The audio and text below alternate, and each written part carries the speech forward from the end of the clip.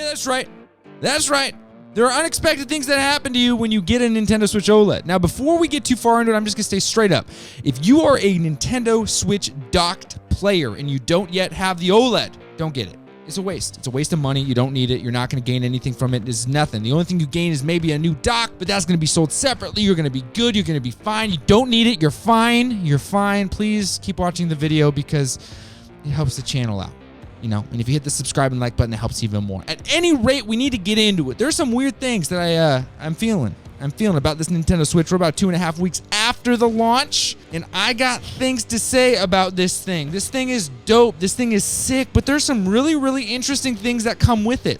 Let's get into it. Let's get into it right out the gates. First things first, I have to retire my Nintendo Switch Lite. Yeah, this supersedes it. This takes over, and it's for one reason and one reason alone, and it is the display. I'm getting more screen real estate. I didn't think I needed it. I didn't think I wanted it.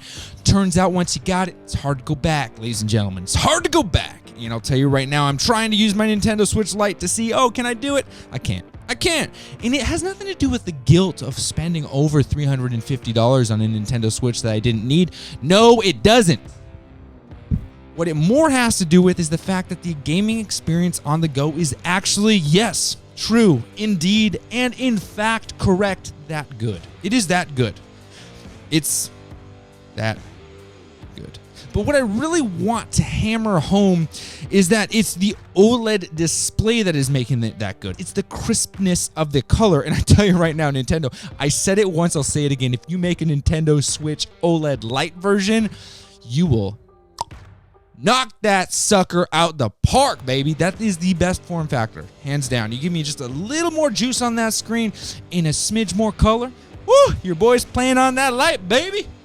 Woo! I'm fired up. Thing number two that I was not expecting is handheld mode. I play handheld mode now.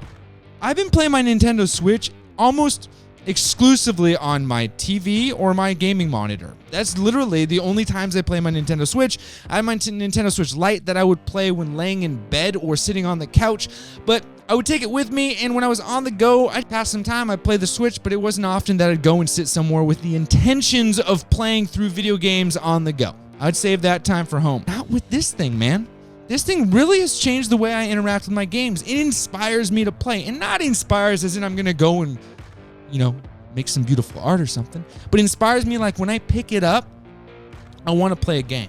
I want to play some video games. It's actually fun, and I was not expecting this to actually increase my video game time. I thought if anything, it's just going to make it more fun. It's going to make it look good, but no, it makes me want to be like, oh my gosh, I can't wait to finish my job, finish my editing, finish my work, because all I want to do is play video games. I can't wait till the little one goes to bed, till I'm done eating dinner, till my wife's watching her shows, and I can sit on the couch next to her, and guess what?